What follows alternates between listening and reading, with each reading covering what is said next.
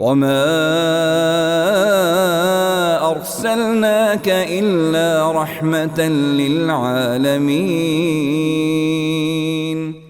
ایک مسلمان کا اپنا آپ جاننا اتنا ضروری نہیں جتنا کہ رسول اللہ صلی اللہ علیہ وسلم کے بارے میں جاننا ضروری ہے۔ رسول اللہ صلی اللہ علیہ وسلم کی حیات طیبہ کو اللہ جل جلالہ نے معجزہ بنایا۔ رسول اللہ صلی اللہ علیہ وسلم کی حیات طیبہ کو اللہ تبارک و تعالی نے لا ریب فی بنایا۔ جیسے قرآن عزیز لا ریب فی ہے، ایسے ہی رسول اللہ صلی اللہ علیہ وسلم کی حیات طیبہ بھی لا ریب فی ہے۔ سیرت طیبہ کو ہم سلسلہ وار سیکھ رہے ہیں۔ ایک سلسلہ ہمارا ہو چکا ہے، وہ ہے آپ صلی اللہ علیہ وسلم کا بچپن مبارک۔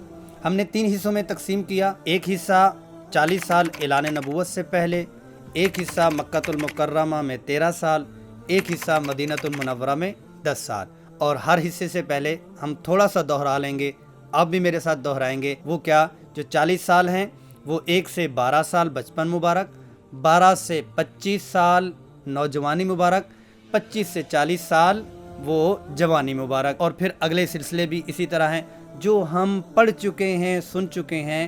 وہ 1 سے 12 سال بچپن مبارک وہ ہم پڑھ چکے ہیں، اور آج ہم سیکھیں گے رسول اللہ صلی اللہ علیہ وسلم کی نوجوانی، وہ 12 سے 25 سال۔ 12 سے 25 سال میں یہ ہے کہ رسول اللہ صلی اللہ علیہ وسلم کی حیات طیبہ کی جب ہم تفصیل میں جاتے ہیں تو یہ والا حصہ جس میں ہمیں آپ صلی اللہ علیہ وسلم کے احوال کم ملتے ہیں، ویسے تو خوب ملتے ہیں لیکن دوسرے حصوں کی بنسبت کم ملتے ہیں۔ اس میں ایک حرب الفجار کا ملتا ہے کہ رسول اللہ صلی اللہ علیہ وسلم کی عمر مبارک 15 سال ہے یا 14 سال ہے، آپ صلی اللہ علیہ وسلم نے ایک جنگ میں شرکت کی۔ ہاں، بس شرکت کی حد تک ہے، اس حد تک ہے کہ جو خاندانی لوگوں کے ساتھ آپ صلی اللہ علیہ وسلم وہاں شریک ہوئے، اور آپ صلی اللہ علیہ وسلم نے جنگ میں براہ راست لڑائی میں شرکت نہیں کی، لیکن یہ ہے کہ خاندانی گیدرنگ میں شرکت کی۔ ایک بات۔ دوسری بات یہ ہے کیونکہ سپہ سالار بننا تھا، آگے بدر بھی ہونا تھا، احد بھی ہونا تھا، خندق بھی ہونا تھا، بنی مصطلق بھی ہونا تھا، بنو قریظہ، بنو نذیر اور بنو قینقاع بھی ہونا تھا، خیبر بھی ہونا تھا، موتا بھی ہونا تھا، فتح مکہ بھی ہونا تھا، حنین بھی ہونا تھا، اور طائف بھی ہونا تھا، تبوک بھی ہونا تھا۔ سپہ سالار بننا تھا، اللہ نے ٹریننگ کروانی تھی، تو یہ آپ صلی اللہ علیہ وسلم نے شرکت کی۔ لیکن یہ ہے کہ اس کے ساتھ ہی آپ صلی اللہ علیہ وسلم آئندہ سال، اگلا سال ہی حلف الفضول کے فضل جو 3 تھے ان کے ساتھ مل کے جو قریش پیچھے سے لڑتی کٹتی اور ایک دوسرے کو پیستی اور چوستی آ رہی تھی، ان کی وہ ساری لڑائیاں رسول اللہ صلی اللہ علیہ وسلم نے ختم کروا دیں۔ ایک تو یہ اشارے ملتے ہیں۔ دوسرا یہ ہے کہ اس حصے میں رسول اللہ صلی اللہ علیہ وسلم کا جب 23 سال کی عمر ہوتی ہے تو وہ حضرت خدیجہ الکبریٰ کے مال کے ساتھ شام کا سفر کرتے ہیں۔ اس میں حضرت خدیجہ الکبریٰ کی زندگی کے اوپر تھوڑی سی بات ہوگی اور شام کے سفر پہ بات ہوگی۔ وہ ایسا ہوا کہ ابو طالب وہ آ کے بات کرتے ہیں خدیجہ رضی اللہ عنہا کے ساتھ کہ آپ دوسرے لوگوں کو اپنا مال دیتی ہیں اور پھر وہ کما کے آپ کو دیتے ہیں، تو آپ میرے بھتیجے کے ساتھ بھی بزنس کر سکتی ہیں۔ تو وہ بہت خوش ہوئیں کیونکہ آپ صلی اللہ علیہ وسلم کی سیرت سے وہ واقف تھیں۔ ایسے ہوا کہ اپنا خادم حضرت میسرہ رضی اللہ عنہ، اس وقت تو ایمان نہیں، بہرحال بعد میں مسلمان ہوئے، تو وہ ساتھ میں گئے۔ تو جب وہ راستے میں رسول اللہ صلی اللہ علیہ وسلم کا استقبال دیکھتے ہیں، درختوں کے ساتھ استقبال، آپ صلی اللہ علیہ وسلم کا جو عیسائی پادری اور عیسائی راہب ہیں ان کا استقبال، اور وہ سارا کچھ دیکھتے ہوئے واپس اپنے وقت پر مکہ المکرمہ آ جاتے ہیں۔ جب مکہ المکرمہ میں آتے ہیں تو حضرت خدیجہ الکبریٰ وہ چھت پہ آتی ہیں، اپنی سہیلیوں کے ساتھ آتی ہیں، دور سے دیکھتی ہیں کہ جو قافلہ آ رہا اس میں جو محمد کی اونٹنی یا سواری ہے اس کے اوپر مستقل طور پر ایک بدلی آ رہی ہے، بدل ہے، سائباں ہے جو ان کو سایہ کیے ہوئے ہے، دھوپ نہیں لگنے دیتا۔ اب کیا ہوا؟ دیکھتی ہیں اور بہت ہی متعجب ہوتی ہیں، اور پھر حضرت میسرہ سے کہتی ہیں یہ کیا ماجرا میں نے دیکھا؟ تو وہ بڑے ہی حیرانگی سے کہتے ہیں آپ نے صرف یہ دیکھا اور میں نے تو بہت خوب دیکھا. تفصیل بتلاتے ہیں. اس پر حضرت خدیجۃ الکبریٰ کا دل آتا ہے اور بہت ہی زیادہ میلان رسول اللہ صلی اللہ علیہ وسلم کی طرف ہو جاتا ہے. رسول اللہ صلی اللہ علیہ وسلم کی عمر مبارک 25 سال اور 2 ماہ ہے اور حضرت خدیجۃ الکبریٰ کی عمر مبارک وہ 40 سال ہے. 2 خامدوں سے پہلے وہ شادی شدہ ہیں، یعنی اب وہ خامد نہیں رہے. اب حضرت محمد مصطفیٰ صلی اللہ علیہ وسلم کے ساتھ ان کا نکاح ہونے جا رہا ہے. اب اس نکاح میں اور اس جوڑ میں وہ بات چیت کرتے ہیں. وہ کیا بات چیت ہے؟ وہ یہ ہے کہ آپ تھوڑا سا ان کا سماج دیکھ لیں، ان کا کلچر دیکھ لیں. اس کلچر میں سماج میں کیا تھا؟ اس میں تو وَإِذَا الْمَوْءُودَةُ سُئِلَتْ بِأَيِّ ذَنبٍ قُتِلَتْ، عورت کو، بچی کو زندہ رہنے کا بھی حق حاصل نہیں تھا. جب ایک بچی کو، ایک خاتون کو زندہ رہنے کا حق حاصل نہیں تھا تو اس معاشرے میں، اس سماج میں، اس کلچر میں ایک خاتون کو کیسے سردار تسلیم کر دیا گیا، ایک خاتون کو اتنا بڑا مقام کیسے دے دیا گیا؟ کیونکہ ان کی نسبت رسول اللہ صلی اللہ علیہ وسلم کے ساتھ ہونی تھی. ابو طالب نے نکاح پڑھایا، خطبہ پیش کیا اور بات چیت آگے بڑھی. اس خطبے کا جو مفہوم ہے کہ اگر مال کے اعتبار سے برابری نہیں ہے تو کوئی بات نہیں. فَإِنَّهُ ظِلٌّ زَائِلٌ وَإِنْ كَانَ فِي الْمَالِ ان المال ان قل، اس طرح کے الفاظ ہیں کہ اگر قلیل ہے، تھوڑا ہے تو کوئی بات نہیں ہے، یہ زائل ہونے والا ہے، اڑ جانے والا ہے، ختم ہو جانے والا ہے، یوز ہونے والا ہے. لیکن محمد صلی اللہ علیہ وسلم کے عقل، سمجھداری اور متانت، باریک بینی میں ان کا مقابلہ کوئی بھی نہیں کر سکتا. اس چیز میں سوچا جائے کہ رسول اللہ صلی اللہ علیہ وسلم کے لیے یہ انتخاب حضرت خدیجۃ الکبریٰ کے ساتھ کیوں کروایا گیا؟ کیونکہ آگے جو احوال آنے تھے ان احوال میں خدیجۃ الکبریٰ نے بہت بڑا کردار دینا تھا.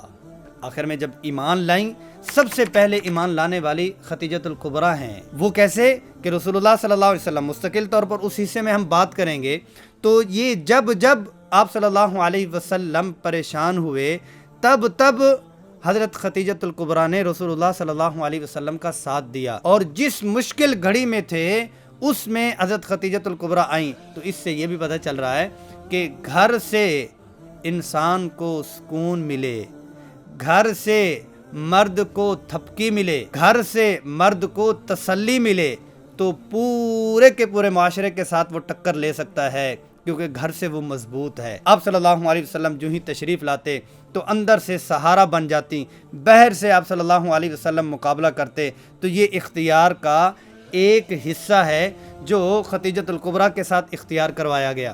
پھر یہ ہے کہ رسول اللہ صلی اللہ علیہ وسلم کی تمام اولاد کی سعادت بھی انہی کو ملی ہے. آپ صلی اللہ علیہ وسلم کی عمر مبارک 28 سال کی ہوئی تو تب قاسم پیدا ہوئے، ابو القاسم آپ صلی اللہ علیہ وسلم بنے. جب عمر مبارک 30 سال کی ہوئی تو تب اللہ نے بیٹی دی، نام زینب رکھا. جب رسول اللہ صلی اللہ علیہ وسلم کی عمر مبارک 33 سال کی ہوئی، اللہ نے بیٹی دی اور نام رقیہ رکھا. جب رسول اللہ صلی اللہ علیہ وسلم 34 سال کے ہوئے، اللہ نے بیٹی دی، نام ام کلثوم رکھا. جب رسول اللہ صلی اللہ علیہ وسلم کی عمر مبارک 41 سال کی ہوئی، اللہ نے بیٹی دی تو نام فاطمۃ الزہرا رکھا. تو یہ ساری اولاد، ایک اور بیٹا عبداللہ، طیب اور طاہر اس کی کنیت اور لقب ہے. یہ ساری اولاد کن سے ہے؟ یہ خدیجۃ الکبریٰ سے ہے. ایک بات تفصیل سے بات کر دیتا ہوں، وہ یہ ہے، بڑے ہی نکتے کی بات کر دیتا ہوں کہ اسلام کی بنیاد وہ خاتون ہے. اور بات عرض کر دوں، وہ یہ ہے کہ انسان کی بنیاد اور تسکین بھی خاتون ہے. آدم علیہ السلام اکیلے تھے، اما حوا علیہ السلام تشریف لائیں اور تکمیل ہو گئی، انسان کی تکمیل ہوئی اما حوا کے ساتھ. اور آگے چلیں، امتحان جو بڑا ہوا کن کا؟ ابراہیم علیہ السلام کا. تو پیچھے کون ہے؟ خاتون ہے۔ امتحان جو بڑا ہوا موسیٰ علیہ الصلوۃ والسلام کا، تو پیچھے کون ہے؟ ایک تصویر میں والدہ ہیں، سورۃ القصص۔ دوسرے اگلی تصویر میں کیا ہے؟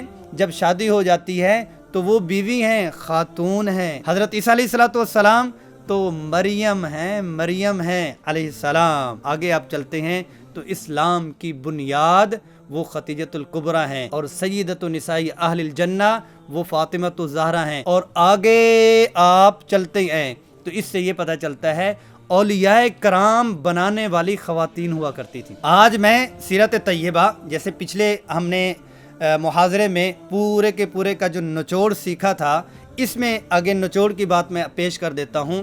وہ یہ ہے کہ آج اس کے والے حصے میں جو ہم سیکھ رہے ہیں وہ یہ ہے کہ ہم اگر چاہتے ہیں کہ انقلاب ہو انفرادی طور پر، اجتماعی طور پر، زندگی کے طور پر، تو پھر خاتون کو درست ہونا پڑے گا، یا خاتون کو درست ایک ماحول دینا پڑے گا۔ اچھا، دوسرا یہ ہے کہ جب ہم یہ کہتے ہیں کہ یہ ہو جائے، یہ ہو جائے اور یہ ہو جائے، اس کے پیچھے بھی خواتین کا جذبہ ہوتا ہے۔ آپ اپنے ارد گرد ذرا کھرے دیں، مساجد کی تعمیرات آپ دیکھ لیں، اب فلاحی کاموں میں آپ دیکھ لیں، ان کے پیچھے الحمدللہ خواتین کا جذبہ بہت زیادہ ہوا کرتا ہے۔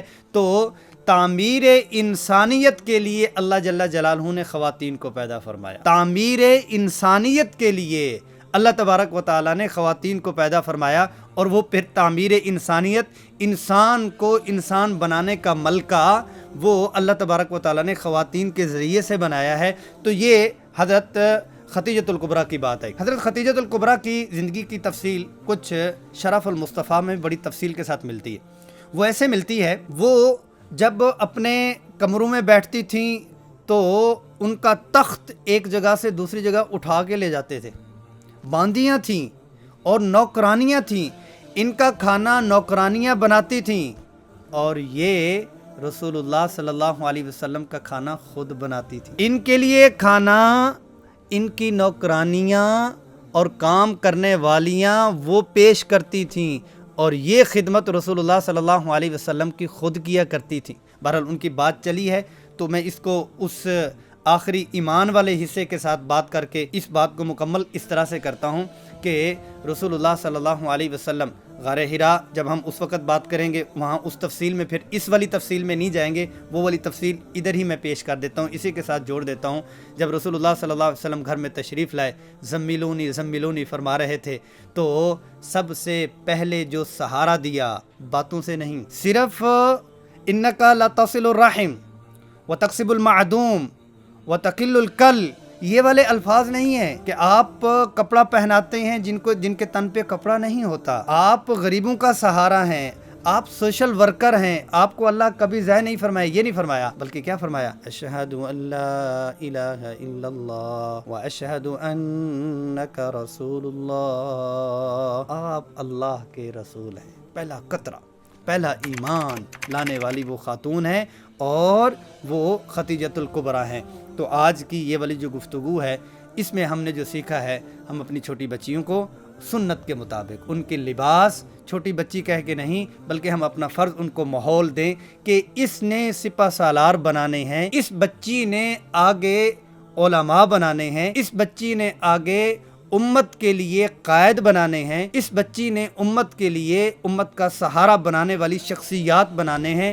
تو ان کی تربیت میں خواتین کا جو اسلام میں کردار اور مقام اور ان کی جو حیثیت ہے، اور اسلام نے ان کو جو زندہ رہنے کا حق دیا، اور زندہ رہنے کا حق نہیں، سب سے زیادہ کسی مذہب نے اگر خواتین کو مقام، عزت اور حیثیت دی ہے تو وہ اسلام نے ہی دی ہے۔ بیٹی کی حیثیت 2 3 جنت میں، 2 جنت میں، بہن کی حیثیت سے 2 کی کفالت کی جنت، خالہ اور جو پھپھو ہیں ان کے ساتھ بھی اگر حسن سلوک کیا تو تب بھی جنت میں جائیں گے۔ اللہ تبارک و تعالی ہمیں اپنا مقام اور رسول اللہ صلی اللہ علیہ وسلم کی سیرت پر عمل کی توفیق نصیب فرما۔